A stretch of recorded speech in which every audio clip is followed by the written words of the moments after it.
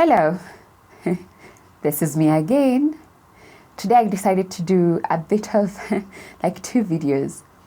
This particular video comes on a sad note, and for me it's more of an awareness and just bringing into again focus of something that happened this particular week. And this touches on women, and when I say women, and also actually it touches on the society at large. So there is an I'll call it it's not even an incident.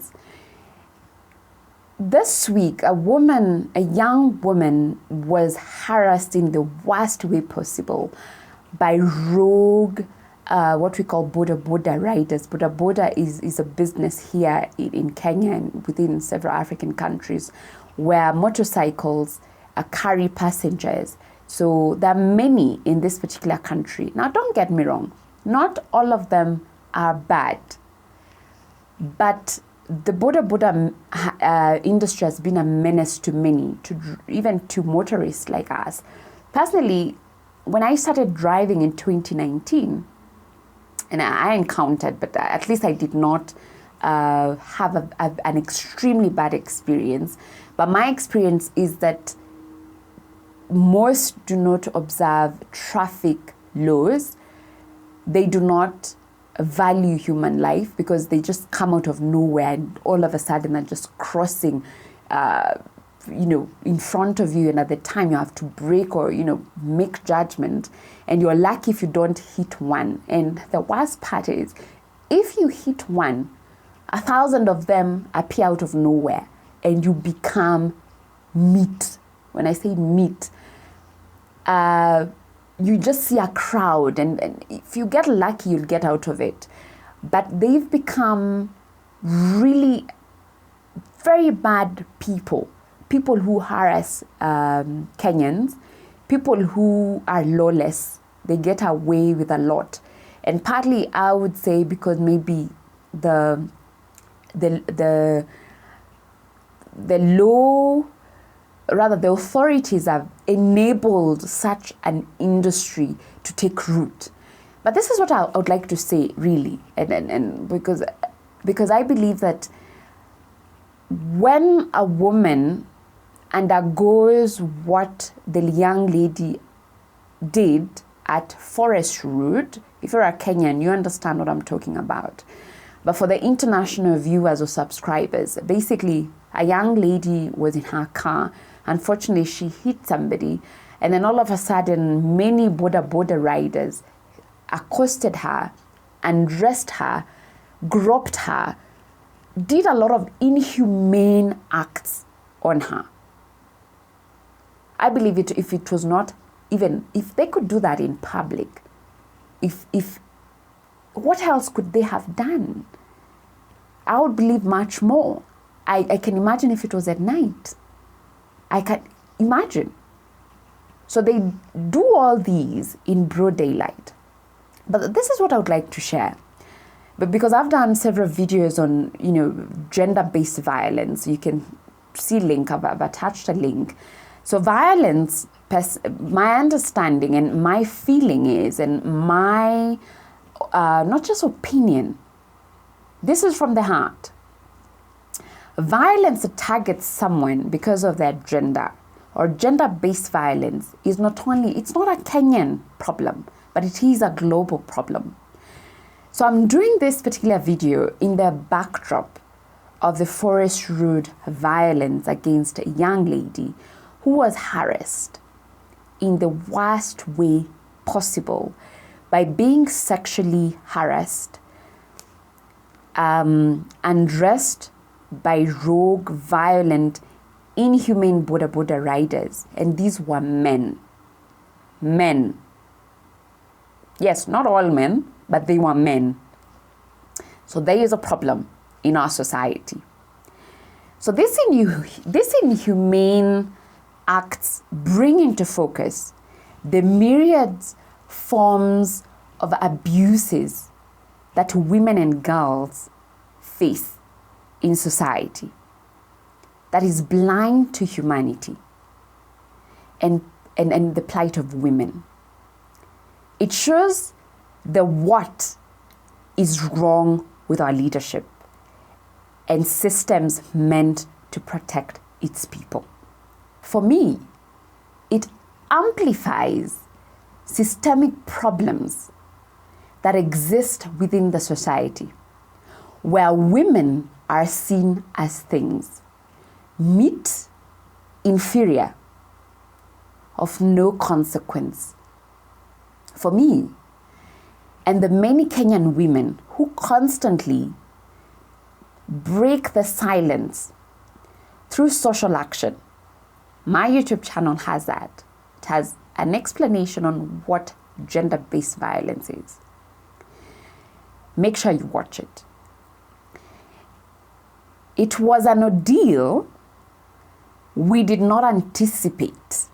Perhaps I should read that again. For me and the many Kenyan women who constantly break the silence through social action, it was an ordeal we did not anticipate in this century. Not because it is unheard of, but because we had hoped, or rather we had hope, that by now men have learned what not to do to a woman, what not to expose a woman to. But we were wrong. We live in a society that has become so aggressive. One, including men, has to be aware of where they walk or frequent. Not just because of insecurity, but because of the uncertainty to which one can be exposed or experience violence. The point here is, we don't even want to walk in a dark corner because of the insecurity. Because you're not sure you'll be mugged, and then when you're mugged, will you be sexually abused? Rape, sodomy for men. So the uncertainty, it makes us not really walk or even appear in dark places. I'm back to the Forest Road saga. So while we condemned and called out the perpetrators, demanding for speedy justice, for me, the stigma to being a woman still remains the elephant. Yes, the elephant in the room. I use stigma here because while a percentage of men supported women across the country by demanding justice, a large percentage either remained silent or seemed to be of the opinion that, and this is from the comments that you read on these stories that touch on women, either a woman has been sexually abused or, violence, etc.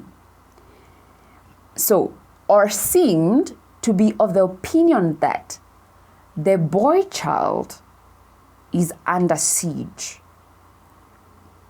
stating that the young man who was injured by the lady who was harassed also needed justice. Remember, at this time, someone has been undressed. So while they are claiming that, if most of these men were there, they would be taking videos rather than helping the lady and the young man who's injured. Rather than taking action, they'll go to social media to say that it is not all men.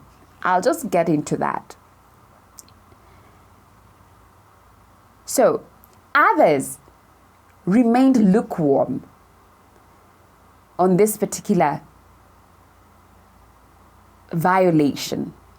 Simply, they are, and most often, and in this case, simply more aligned to it's not all men who do that. Yes. You'll see that. Those are the comments. I'll digress here.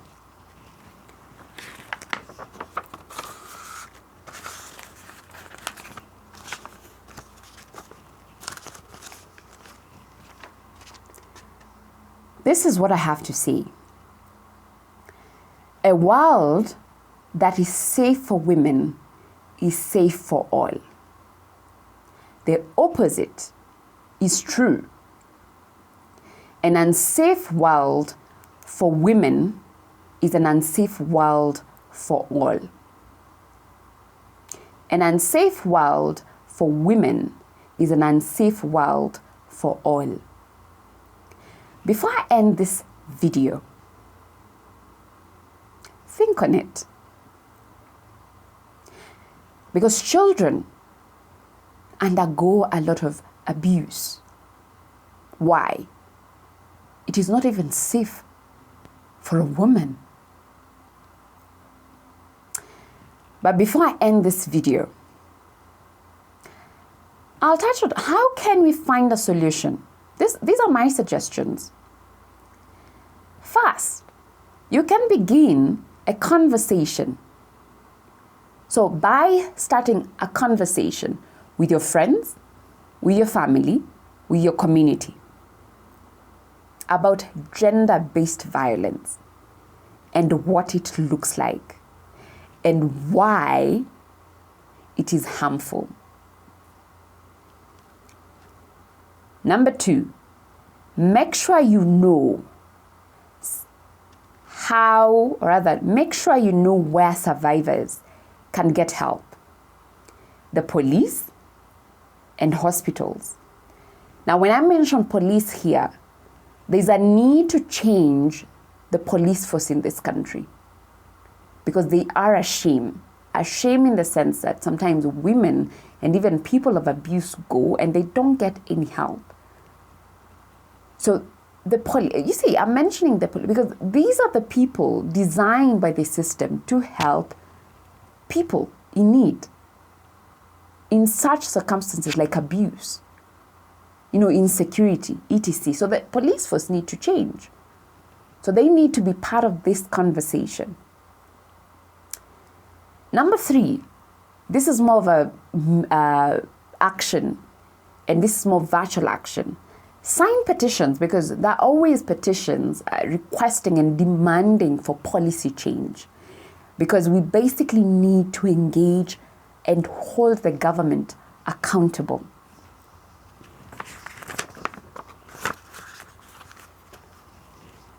We need to bring the government to account, rather hold them to account when issues of unsafe places, insecurities, and when incidences of such public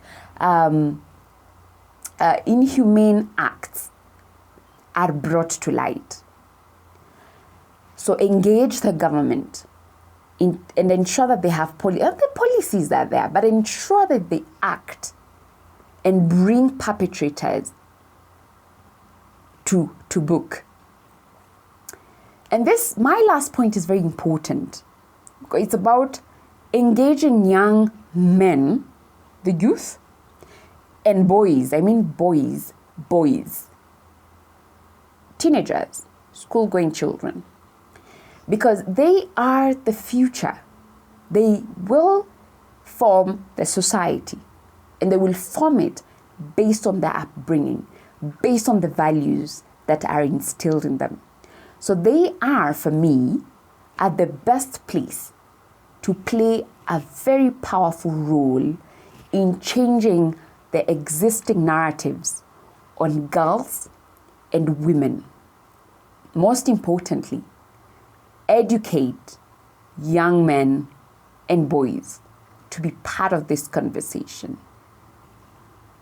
Engage them to understand what girls go through, the vulnerability of being a girl, the vulnerability of being a woman, and educating them to be part of the solutions, to call out and to act out on any perpetrator of gender-based violence. Now remember, this is about women, but also men undergo violence of many forms, from men, fellow men, and also from women. So this message is not just about women, but it's about humanity, it's about dignity, it's about the human person. So we need to speak up regardless of gender, regardless of being whatever it is that we are aligned to, pro-government, etc. Religious reasons, and then I'm calling out. I'm saying this because, for instance, we have abuse, very many types of abuse, including FGM, which are traditional. But we need to be part of this conversation and part of the solutions. So let's have a look and change the way we approach gender-based violence. And these days, actually, I engage at sexual, gender-based, sexual and gender-based violence. Sgbv. I hope I'm correct. But now it's become a term because there's a lot of abuses that are happening, sexually, affecting children, affecting very, very vulnerable people in society. So let's be part of this and just reflect on those particular points and share this video. Subscribe if you like my content, and definitely happy to be able to do this. Thank you very much. I'm Anastasia. Bye-bye.